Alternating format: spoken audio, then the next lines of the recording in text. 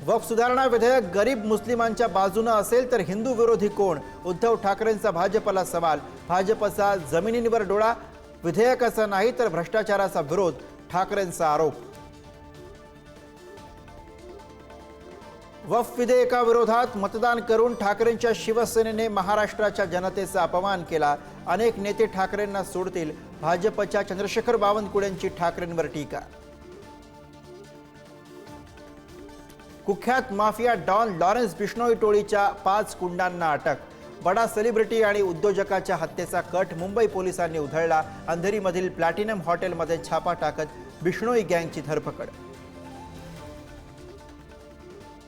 दिशा सालियांच्या वडिलांचा जबाब, पुढारीच्या हाती दिवंगत मित्राच्या पत्नीची मदत करत असल्याचा सतीश सालियान यांचा जबाब।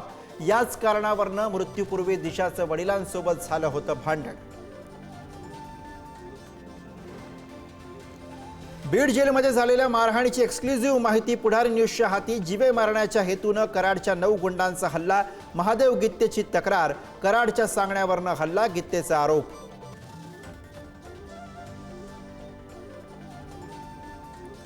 पुण्यामध्ये धर्मांतराचं मोठं रॅकेट सुरू। अजित पवारांच्या राष्ट्रवादीच्या पदाधिकाऱ्यावरती शिंदेंच्या शिवसेनेच्या रवींद्र धंगेकरांचा आरोप।